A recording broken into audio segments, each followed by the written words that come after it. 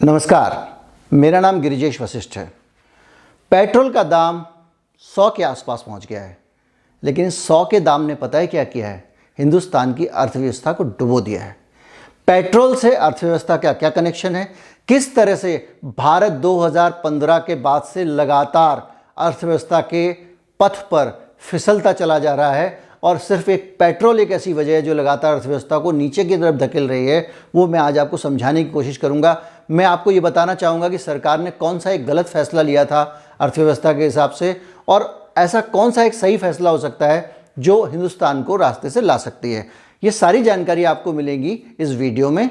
आगे बढ़ने से पहले वीडियो के इस चैनल को सब्सक्राइब कर लें ताकि हम आगे की बातचीत कर सकें, और हो सके तो वीडियो को लाइक ज़रूर कर लीजिएगा, अपने मित्रों को भी प्रेरित कीजिएगा। नमस्कार, मैं हूँ गिरिजेश। बताया कि सरकार अगर चाहे तो कल 30 से 35 रुपये पेट्रोल का दाम कम हो सकता है। जुड़े हैं, कम लोग जुड़े हैं, होगा। कई बार हम अपने दिमाग के जो सवाल हैं ना, उनको नज़रअंदाज कर देते हैं। बेहद दर्दनाक, बेहद शर्मनाक और दिल दहलाने वाली दास्तान है। जो गरीब आदमी है उसके लिए रेल में यात्रा करना करीब करीब नामुमकिन हो जाएगा। नमस्कार, जय।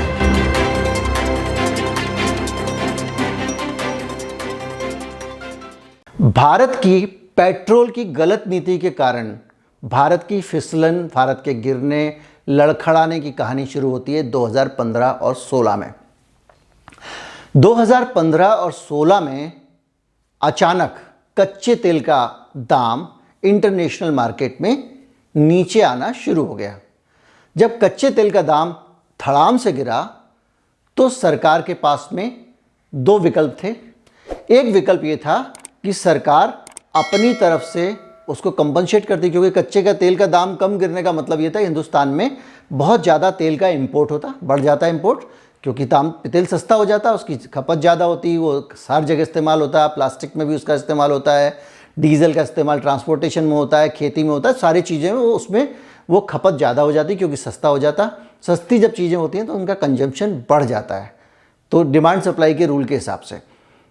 तो क्या हुआ कि सरकार ने सोचा कि ये बढ़ जाएगा तो हमारा डॉलर जो है वो महंगा हो जाएगा, रुपया उसके मुकाबले सस्ता हो जाएगा, इसलिए सरकार ने पेट्रोल का दाम बढ़ा दिया। ये एक शॉर्ट साइटेड डिसीजन था जिसके कारण आगे बहुत बड़ा नुकसान होने वाला था। मैं उस पर भी आऊँगा। पहले मैं सरकार की उस मानसिक स्थिति को बताना चाहता हूँ जिसमें सरकार को ये फैसला लेना पड़ा। सरकार को लगा कि अगर डॉलर महंगा होता है तो भारत में चीज़ें जो आएंगी वो अधिक दाम में आएंगी, क्योंकि बाहर से चीज़ें जो आएंगी वो अधिक दाम में आपको खरीदनी पड़ेंगी। जब आप अधिक दाम में चीज़ें खरीदेंगे तो वो अधिक दाम में बिकेंगी। जब वो महंगी होंगी तो जाहिर बात है कि जो है उससे बुरा असर एक तो जनता पे पड़ेगा। एक तो सरकार ने ये सोचा। दूसरा, सरकार ने ये सोचा कि जो है वो पैसे की भरपाई जो दाम गिर गया है मेंटेन करने के लिए सरकार सब्सिडी दे के करे या फिर जनता के ऊपर वो लोड डाले। सरकार ने फैसला किया कि हम जनता के ऊपर लोड डाल देते हैं, क्योंकि जनता के ऊपर ही जब बोझ जाएगा तो जनता उसका इस्तेमाल भी कम करेगी, तो हमारी ये समस्या भी डॉलर वाली ख़त्म हो जाएगी, कम हो जाएगी, क्योंकि लोग पेट्रोल खरीदेंगे नहीं क्योंकि महंगा होता गया। लेकिन इसका एक दूसरा पहलू भी था जिसको मैं आगे के वीडियो में आपसे इस वीडियो में आगे डिस्कस करूँगा। तो सरकार ने क्या किया कि आरबीआई को इंटरेस्ट रेट बढ़ाना पड़ेगा, क्योंकि जब महंगाई बढ़ती है तो उसको नियंत्रित करने के लिए रिजर्व बैंक जो है वो ब्याज को जो है वो महंगा कर देता है, तो पैसे की उपलब्धता कम हो जाती है। डिमांड सप्लाई का नियम यहाँ पे भी लागू होता है, तो फिर वो महंगाई काबू आने लगती है क्योंकि पैसा लोगों को कम ब्याज पे मिलता है। लेकिन इसका नुकसान ये होने वाला था कि ब्याज अगर बढ़ता तो उद्योग के मुनाफे कम हो जाते। जो हिंदुस्तान की इंडस्ट्री थी उसको महंगे ब्याज पे सामान मिलता, पैसा मिलता, तो उसके मुनाफे कम हो जाते। तो इस पूरे चक्र में सरकार उलझ गई और उसने जो है वो पेट्रोल पे दाम बढ़ा दिया। दाम कैसे बढ़ाया? एक्साइज ड्यूटी बढ़ा दी, मेरे ख्याल से 4 रुपये बढ़ाई थी। तब से लगातार हुआ ये कि सरकार ने एक्साइज ड्यूटी लगा दी, चीज़ें बहुत सारी महंगी होने लग गई। जब महंगाई बढ़ी तो उसके बाद में और नीचे डिमांड गिरने लग गई, महंगाई होने लग गई तो डिमांड गिरने लग गई, तो अर्थव्यवस्था पे फिर एक असर पड़ना शुरू हो गया। अब क्या किया सरकार ने कि जब ये मामला इतना उलझ गया तो वो और उसने टैक्स लगा दिया, और लगातार अब ये ऐसे चक्र में सरकार फंस गई है कि टैक्स जो है वो लगातार बढ़ाई जा रही है। 13-14 बार वो टैक्स बढ़ा चुकी है।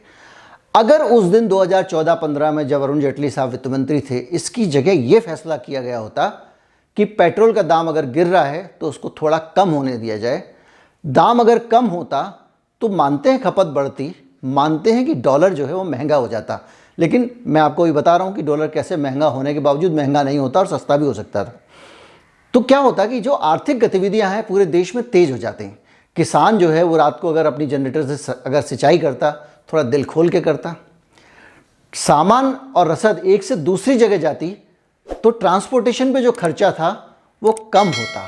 ट्रांसपोर्टेशन का खर्चा अगर कम होता तो उसके कारण चीज़ें सस्ती होती, ट्रांसपोर्टेशन का खर्चा कम होता। इसके अलावा प्लास्टिक के प्रोडक्ट सस्ते हो जाते, पेट्रोल और डीजल से तो बहुत कुछ जुड़ा हुआ है, फसल सस्ती हो जाती। सारी चीज़ें जब धीरे धीरे करके सस्ती होती, उनका सब पे असर पड़ता, तो उसके कारण क्या होता, उनकी डिमांड बढ़ जाती। जब चीज़ें सस्ती होती तो लोग ज़्यादा खरीदते, तो क्या होता, लोग ज़्यादा खरीदते तो वो आप जो सोच रहे थे कि इंडस्ट्री को ब्याज महंगा मिलेगा, घुमा के कान पकड़ने की वजह सीधे सीधे सोचिए उस इंडस्ट्री का माल ज़्यादा बिक रहा होता, ज़्यादा कंजम्पशन होता तो हिंदुस्तान में ज़्यादा खपत होती, तो हिंदुस्तान में रोज़गार बढ़ता, उद्योग बढ़ता। और एक बार सोचिए कि अगर आपके उद्योग में माल सस्ता बन रहा होता तो आप जो विदेश को एक्सपोर्ट करते, जाहिर बात है आपका दम कम होता, तो आपका एक्सपोर्ट बढ़ जाता। तो जो डॉलर का आपको नुकसान हो रहा था, जो आपको लग रहा था कि डॉलर आपका महंगा हो जाएगा, वो बैलेंस हो जाता, क्योंकि यहाँ से आप उतना ही एक्सपोर्ट करने लग जाते। अब एक बात आपके मन में बहुत आ रही होगी कि आप बहुत बोले जा रहे हैं, ये बताइए कि जब पेट्रोल ज़्यादा खर्च होता तो एनवायरनमेंट भी तो ख़राब होता। तो एनवायरनमेंट के दो पहलू हैं। एक पहलू ये है कि आप जो है वो पूरी दुनिया में बहुत कम पर्यावरण को दूषित कर रहे हैं। अगर आप मुकाबला करें अमेरिका से तो वो 20% के करीब तेल खपत होती है वहाँ पे, हिंदुस्तान में 3% के आसपास होती है। चलिए, हम बहुत चिंतित और भले आदमी हैं, अमेरिका कुएं में गिरे हम थोड़ी गिरेंगे, ठीक है, लेकिन एक अगले पहलू पे आइए। अमेरिका कुएं में नहीं गिरा, आप भी नहीं गिरेंगे, लेकिन हिंदुस्तान में आपने क्या किया, आप कुएं में नहीं गिरे, आपने क्या किया, एलपीजी का दाम बढ़ा दिया। एलपीजी का दाम बढ़ने का मतलब ये है कि लोगों ने दोबारा से, भारत की 70% आबादी गांव में रहती है, लकड़ियां जलानी शुरू कर दी। आपने हाईवे पे वो दृश्य दिखने बंद हो गए थे कि जंगल से लकड़ी काट के लोग लेके जा रहे हैं चूल्हा जलाने के लिए, अब वो दोबारा दिखने शुरू हो गए हैं। बड़े स्तर पे गांव में लोग लकड़ी का इस्तेमाल कर रहे हैं, तो पॉल्यूशन जो आप सोच रहे थे कि मैं बचाऊंगा, वो उतना बराबर हो गया। भारत में 70% आबादी तो गाँव में ही रहती है। तो कुल मिला के ये मैंने सरल तरीके से आपको ये समझाने की कोशिश की कि हिंदुस्तान में अर्थव्यवस्था का भट्टा एक गलत डिसीजन के कारण बैठा।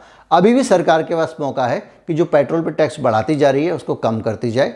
माना कि सरकार को थोड़ा टैक्स का घाटा कुछ समय के लिए होगा, लेकिन उसकी भरपाई इस व्यवस्था के साथ होती चली जाएगी। अर्थव्यवस्था में सारी चीज़ें एक दूसरे से जुड़ी होती हैं। आप एक बटन दबाते हैं तो उसका रिपल इफेक्ट कहाँ होगा आप सोच भी नहीं सकते हैं। इसलिए ये मेरी अपनी राय है बहुत सारे अध्ययन के बाद में कि सरकार को ये करके ज़रूर देखना चाहिए। आपको वीडियो कैसा लगा ज़रूर बताएं, अपने दोस्तों तक भी पहुँचाएँ। नमस्कार, जय हिंद।